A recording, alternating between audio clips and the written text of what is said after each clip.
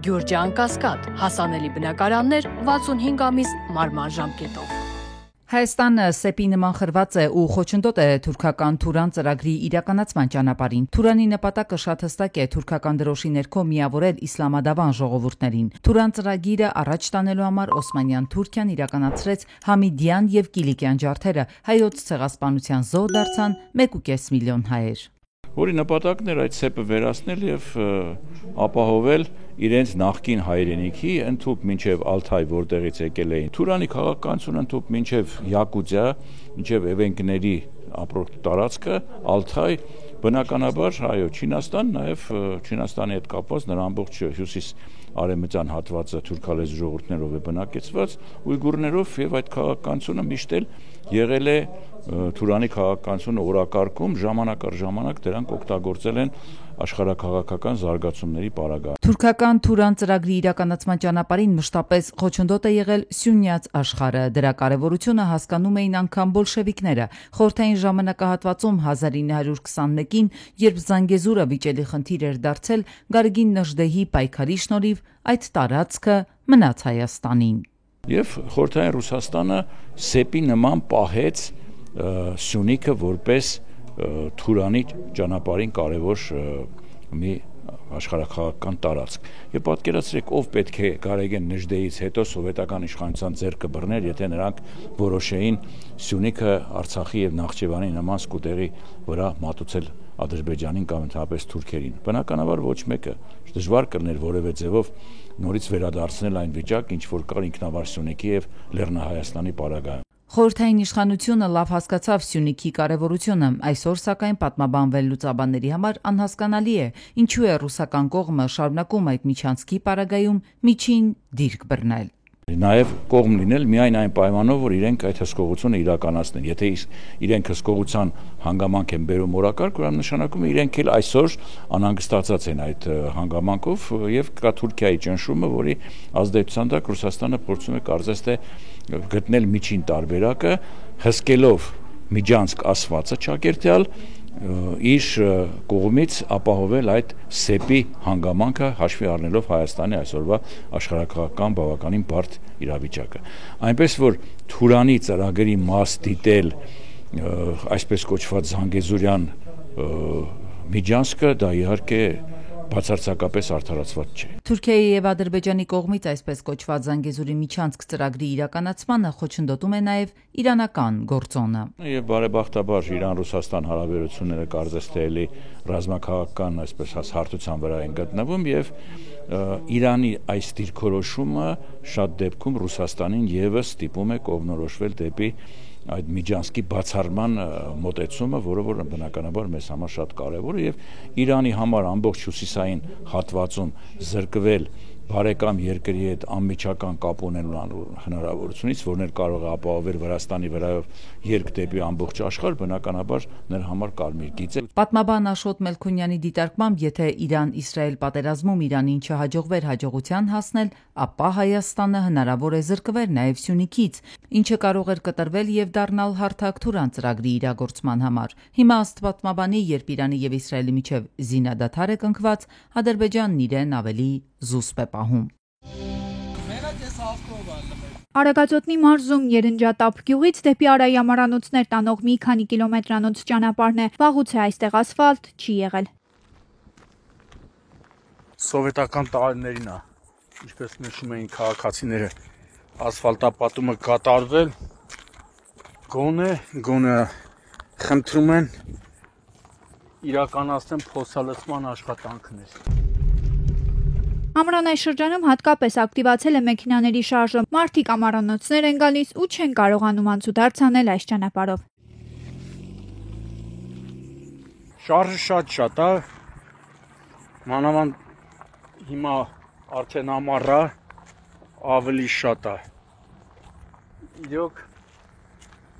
ցանկալի է, որպեսզի բարի կամ դրսևորեն եւ կատարեն փոսալցման աշխատանքներ։ Հիմա տեսնում եք։ Շտապօգնության մեքենաներն էլ հրաժարվում են փողոց մտնել, բնակիչները ստիպված են լինում իրենք ըստ անհրաժեշտության միջոցներ ձեռնարկել։ Իմանում են էլ դաժե չեն գալիս շտաբօգնություն։ Ասма ավտո վիվանդներին տարել են միջև ընդե։ Տարածքային կառավարման ենթակառուցվածքների նախարարությանը Արագածոտնի մարզպետին ու ապարան խոշորացված համայնքի ղեկավարին են դիմում։ Խնդրում գոնե ժամանակավոր լուծում տալ փոսալեցման աշխատանքներ կատարել։ Համի դուրսնսած 2 տարի կարող ասկի բերք չունեն անկել, այդ աշանի ծառը վնասվել է։ Բերքը դեռ ծառին է, բայց արդեն անպիտան անխնակարկուտից մնացել են միայն վնասված ծիրանի մնացորդները։ Հունիսի 30-ին Արմավիրի մարզի Քարակերտ գյուղում տեղացած ուժեղ կարկուտի հետևանքով վնասվել են ոչ միայն բերքատու ծառերը, այլև դրանց ճյուղերը։ Արդեն չորացել է, նայ։ Չեղած, նայ ոնց է։ Բնավ փայդը բացել է։ Իր հիմնական փայդը երևում է։ Էսի էլ ոչ մի բանի չի ծառայելու։ Տարակուսած են գյուղացիները, ասում են դրանց վերականգնումը կարող է 1 տարուց էլ երկար տևել։ Իսկ մինչև այդ ինչ են անելու այս 100 տոննա ծիրանը, որի պատճառով արդեն 10 միլիոնից ավելի վնաս են կրել։ Ակին ապրանք սա փճացրեց, վարի տվեց։ Մենակ ապրանքով չէ, ծառն էլ հետագայում այս ծառը արդեն պիտու չի էլի։ Ասենք իրա բերքի հիմնական շվերը, բողբոջային հատվածները, որ պետք է մյուս տարի բերք տա,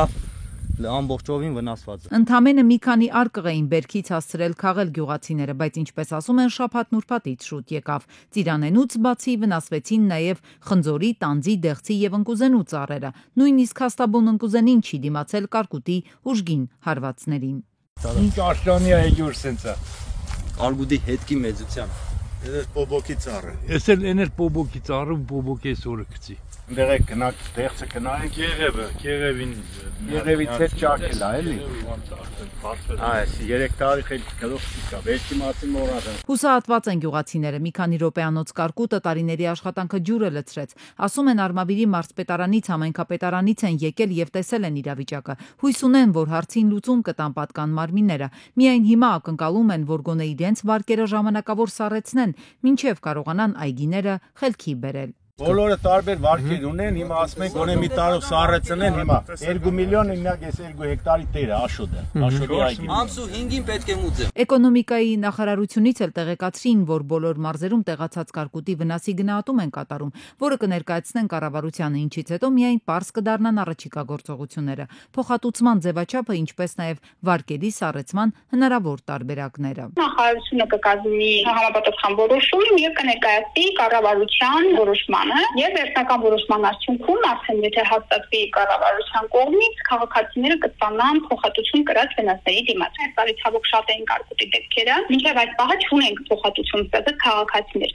Պետությունը սպասում է, որպեսզի բոլորը ամփոփվի տվյալները վերջնականանան, նոր միասնական որոշմամբ գնանք առաջ։ Նման իրավիճակներում պետությունն ունի 2 գործիքակազմ՝ գյուղապահովագրության եւ կարկտապաշտպան ցանցերի տեղադրման ծրագրերը։ Գյուղապահովագրության դեպքում օրինակ եթե մինչեւ 2025 թվականը պետությունը սուբսիդավորում էր ապահովագրավճարների 65-ից 70%-ը, ապա այժմ սուբսիդավորում է ապահովագրավճարների 75-ից 80%-ը։ Ընդ որում, եթե նախորդ տարի ծիրանի եւ խաղողի բերքը ներգրաված չէր այդ գործընթացում, ապա այժմ ցանկում ներառել են եւս 13 մշակաբույսեր։ Բոլոր մերեն քաղաքացիները, ովքեր նախքան այս կարկուտի հետևանքներին առնչվել ապահովագրել էին իրենց այգիները, կստանան օրենքով սահմանված ապահովագրավճարի չափը։ Եթե չեն հասցրել ապահովագրել, այստեղ արդեն պիտի համբերատար լինեն, մինչև կկայացվի փոխհատուցման վերաբերյալ որոշում։ Իսկ մինչ այդ նախարարությունից հորդորում են համագործակցել իրենց հետ եւ ներկայացնել կրած վնասի չափերը, որպեսզի գյուղացին ստանա համաչափ փոխհատուցումը։ Հուլիսի 1-ից Լեռնային Ղարաբաղից բռնի տեղահանված ընտանիքների բնակարանային ապահովման պետական աջակցության ծրագրից օգտվելու համար կարող են դիմում ներկայացնել միջոցառման հիմնական պայմաններին բավարարող բոլոր ընտանիքները, անկախ կազմից, անչափահաս երեխաների քանակից եւ թիրախային խմբի պատկանելությունից։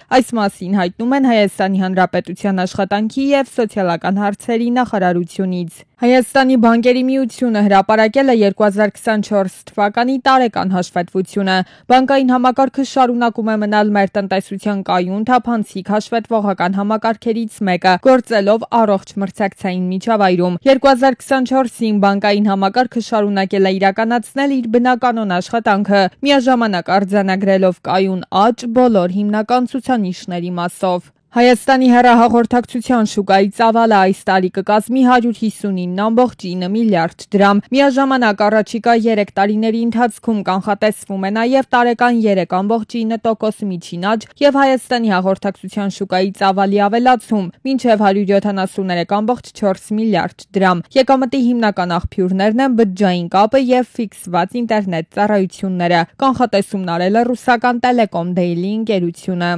Առաջիկայում կկառուցվի Ալբերտ Ազարյանի անվան օլիմպիական հերթափոխի մարզադպրոցի նոր մարզաբազան։ 2027-ին Երևանում կայանալիք մարմնամարզության Եվրոպայի առաջնության անցկացմամբ եւ այդ մարզադպրոցի կառուցման հրատապությամբ պայմանավորված 2025-ի հունիսի 20-ին Հայաստանի կառավարության որոշմամբ մարզադպրոց կառուցելու նպատակով կապալային աշխատանքների եւ հարակից ծառայությունների գնման պահանջը համարել է անհետաձգելի։ Դոլարը 2025-ի առաջին կիսամյակում գրանցել է իր ամենավատ արդյունքը 1973 թվականից ի վեր։ Հիմնական պատճառները Թրամփի 3.3 տրիլիոնանոց նոր տնտեսական ծրագիրն ու ֆեդերալ պահուստային համակարգի վրա ճնշումներն են։ Արժեզրկման հետևանքով դոլարը կորցնում է վստահությունը շուկաներում։ Ներդրողները սկսել են հրաժարվել դոլարով գործարքներից, փոխարենը աճ են գրանցել ֆունտն ու եվրոն։ Սպառողների բոլոր կատեգորիաների համար Ռուսաստանում ցանցերով էլեկտրաէներգիայի փոխանցման սակագնի ինդեքսավորումը հուլիսի 1-ից կազմել է 11.6%։ Միասնական էներգետիկ ցանցով էլեկտրաէներգիայի փոխանցման սակագինը բարձրացել է 11.5%-ով առանց լրացուցիչ վճարի։ Բնակչության համար էլեկտրաէներգիայի սակագինը բարձրացել է 12.6%-ով։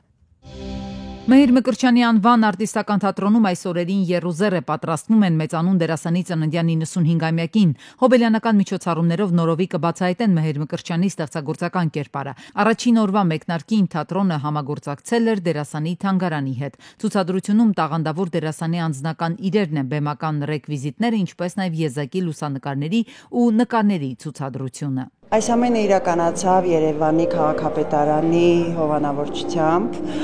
նաև նկարիչների միության աջակցությամբ, Գյումրու թանգարանի օգնությամբ եւ